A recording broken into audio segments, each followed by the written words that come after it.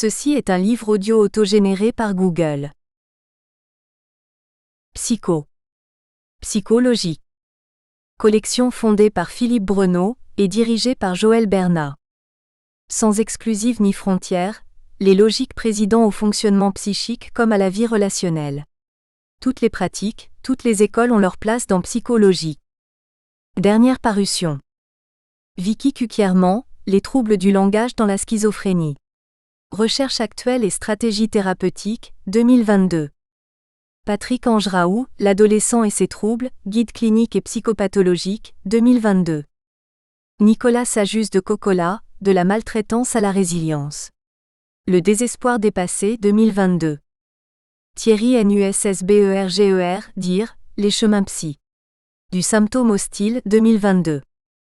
Jean-Paul Mwengengoie, la dépression chez les jeunes migrants subsahariens, 2021.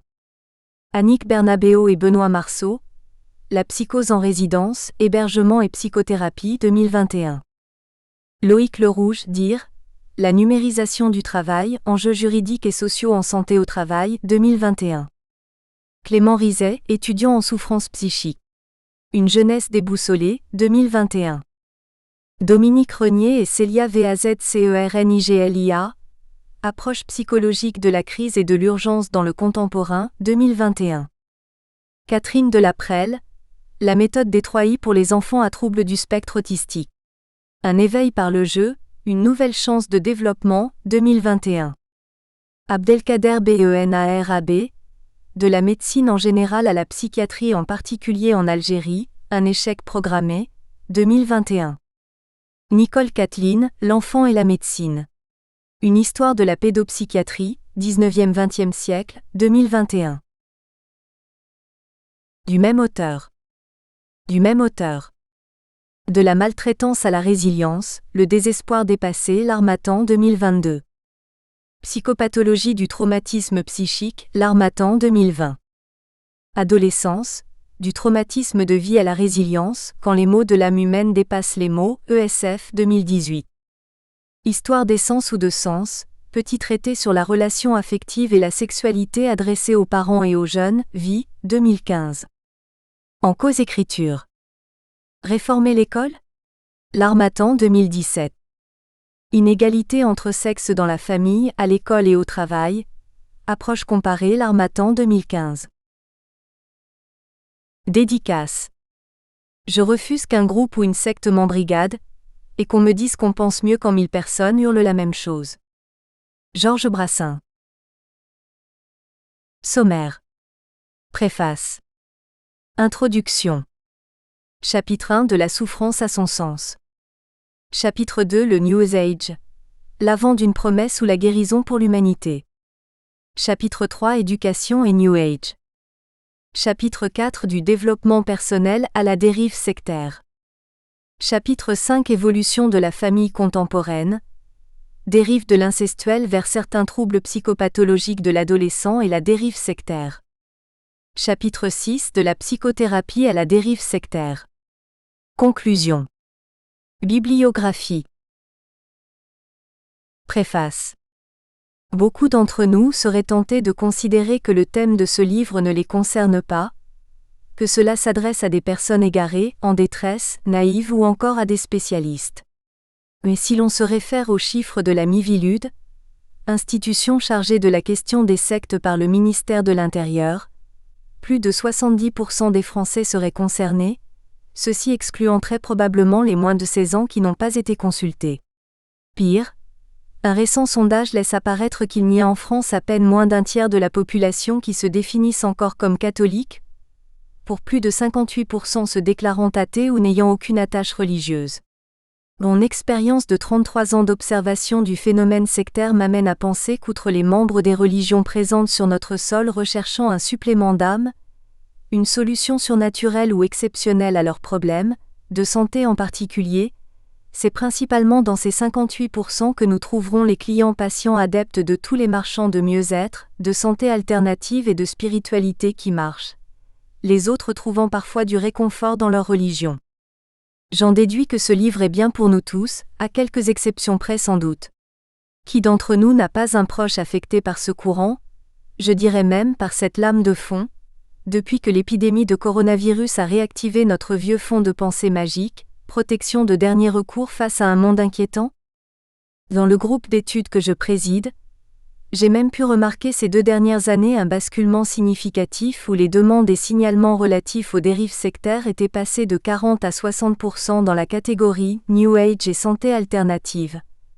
Pour 40% concernant les thèmes religieux, sur environ 1200 cas, alors que nous étions quasiment à 50% pour les 2 catégories les années précédentes.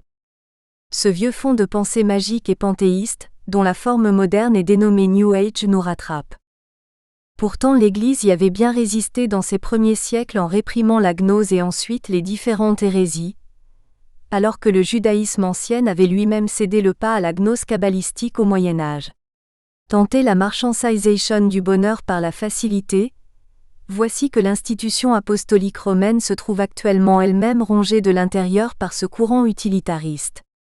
De nombreuses communautés ont introduit depuis quelques décennies ce que l'on appelle le psycho-spirituel, avec tout un cortège de dérives sectaires ou thérapeutiques, faux souvenirs induits et autres bizarreries nuisibles, venant au secours de la foi défaillante de nos contemporains, ballottés à tout vent de doctrine, pour reprendre l'expression biblique.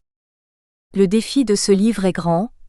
En moins de 200 pages, l'auteur s'engage à nous amener pas à pas et de manière claire à comprendre les rouages complexes expliquant qu'à partir de démarches tout à fait légitimes de bonheur, de bien-être, de santé et de spiritualité l'on puisse se laisser glisser vers des dérives inimaginables et mortifères. Le sectarisme holistique est devenu très subtil, rarement caricatural. Il se fait passer pour une sagesse, une philosophie, une nouvelle approche thérapeutique ou psychologique, mais jamais au grand jamais. Il accepte d'être perçu comme une religion ou une croyance magique. Nicolas Sajus découvre pour nous le poteau rose, car il y a bien un poteau rose, d'une odeur suave, agréable à la vue, flattant notre ego, caressant nos désirs et nos espoirs dans le sens du poil, mais lorsqu'on y touche on peut s'y piquer. Nous sommes trompés par l'apparence du bien, disait Horace. Cet ouvrage peut être considéré comme un bon vaccin permettant de nous prémunir contre la confusion sournoise et massivement répandue entre la connaissance et la croyance profitant aux charlatans et aux illuminés de tous bords, et surtout contre nous, même lorsque nous sous-estimons notre part d'irrationnel et d'émotionnel. Didier Pachou, président du groupe d'études des mouvements de pensée en vue de la protection de l'individu, GEMPPI. Introduction. L'amour du bien-être est devenu le goût national et dominant. Le grand courant des passions humaines porte de ce côté, il entraîne tout dans son cours. Alexis de Tocqueville. Nous sommes entrés dans l'ère du développement personnel. Le succès des magazines de psychologie ou de philosophie en témoigne. Des ouvrages proposant de lâcher prise, l'éveil de son enfant intérieur, de penser de manière positive ou de vivre le moment présent trouvent un public chaque année plus nombreux. Cette réponse semble traduire le symptôme d'une société en totale mutation depuis près de 3 décennies. On peut faire le parallèle de cette évolution à l'idéologie individualiste du développement personnel et à l'industrie du bonheur sur mesure que prêche, entre autres, la psychologie positive. Aussi, dans notre culture qui dénie le vieillissement, le deuil, la mort et où l'hédonisme devient le primat, la souffrance et la pauvreté intérieure deviennent une question d'échec psychique, le bonheur ou la réussite une disposition intérieure de l'être. Comment ne pas faire un lien alors entre néolibéralisme et psychologie positive, courant né aux États-Unis, qui met l'accent sur l'individu faisant émerger le culte de la personne en supprimant toute dimension d'entraide, de soutien, faisant peser sur l'individu l'entière responsabilité de son avenir. Aussi, à la fin des années 90, la psychologie positive devient un facteur émerge d'implication des salariés au sein de l'entreprise et donc un moyen d'augmenter la productivité dans la culture d'entreprise. De grands distributeurs à l'instar de Coca-Cola, par exemple, ont investi des budgets colossaux tout comme l'armée américaine, qui a injecté 145 millions de dollars pour un programme destiné à entraîner les militaires à combattre le stress post-traumatique et améliorer le moral des troupes. Nous voyons que peu à peu s'érige un instrument de toute vérité, ou plus généralement les thérapies au travers d'une idéologie du développement personnel, évacue la dimension de la souffrance inhérente à la condition humaine. Or la douleur morale est souvent à l'origine d'une prise de conscience à la fois individuelle et ou collective, de vouloir changer. Dès lors, il est intéressant de repérer que l'émergence de nouvelles thérapies du développement personnel voit apparaître le déclin des grandes institutions dont l'ordre questionnait à la fois la connaissance, l'éthique et la morale humaine. En ce sens, l'éducation, l'Église, la politique traversent une crise sans nom. Un nouveau paysage normatif apparaît avec un principe d'acculturation comme diktat sous-jacent. Les médias, les téléréalités, la virtualité deviennent très présents dans le quotidien intrafamilial. Ils sont de nouveaux vecteurs de normes concernant la société, la vie privée jusqu'à l'intimité. Autant de tribunes où il faut se rendre visible au plus grand nombre dans une culture où être populaire, comme l'évoquent les jeunes, devient une référence. Il en ressort de cette nouvelle vérité l'angoisse de ne pas être à l'image de l'autre. La singularité ne présente plus de sens. Se développe avec les médias et notamment les réseaux sociaux un conformisme où tout se nivelle au même niveau, où toute aspiration devient la norme au repère commun. Dans cette perspective s'inscrit la notion de bonheur. Cette normativité s'appuie sur la caution des sciences psychologiques, notamment la psychologie positive. Ainsi de nouvelles questions apparaissent. Comment trouver le bonheur? Comment s'épanouir dans son couple, dans sa sexualité? L'éducation positive? Comment vivre le bien-être? Être heureux, rechercher le Graal du bonheur devient le nouveau paradigme sociétal. Dans un tel contexte, les marchands de bonheur sont foison. Dans un dernier rapport publié par la Mission interministérielle de vigilance et de lutte contre les dérives sectaires, Miviludes, quelques chiffres interpellent. Ce rapport indique, en effet, qu'environ 3000 médecins sur les 220 000 exerçant en France sont en lien avec la mouvance sectaire. La Miviludes met ainsi les projecteurs sur des dérives moins spectaculaires que celles des grandes sectes, mais tout aussi importantes et parfois dangereuses. Le rapport souligne 1800 structures d'enseignement ou de formation, qui présentent des risques dans le domaine de la santé. Aujourd'hui, 4 Français sur 10 auraient recours aux médecines dites alternatives, dont 60% parmi les malades du cancer. Il est recensé plus de 40 pratiques non conventionnelles à visée thérapeutique. 4000 pseudo-thérapeutes autoproclamés n'ont suivi aucune formation et ne sont inscrits sur aucun registre. Ce sont près de 200 le nombre de biodécodeurs, à plus de 800 le nombre de kinésiologues, à environ 3000 le nombre de médecins qui seraient en lien avec la mouvance sectaire. Sans aller jusqu'à l'extrême qui hélas arrive, il est souvent question de promesses et de résultats largement non assurés, et parfois des pratiques contraires à l'éthique et d'abus en tout genre. Ces techniques interpellent sur la place qu'occupe le dit praticien. Elle sera souvent celle de la toute-puissance, en d'autres termes celle du gourou. Toutes ces pratiques sont la principale porte d'entrée dans les dérives sectaires. Elles peuvent toucher absolument tout le monde, notamment face à des vécus de vulnérabilité, maladie, deuil, etc., et génèrent énormément d'argent. Ces nouveaux marchands de bonheur et autres thérapies alternatives fleurissent en France depuis plus de 25 ans, jouant sur les peurs de la mort, la recherche d'une vie meilleure, le sens de la vie et une démarche où il faudrait être toujours positif. Aussi, cet ouvrage a pour prétention de s'inscrire dans une réflexion, la prévention et de permettre un esprit critique afin de mieux discerner les choix face à la vulnérabilité humaine, eu égard à une nébuleuse parfois très complexe à saisir.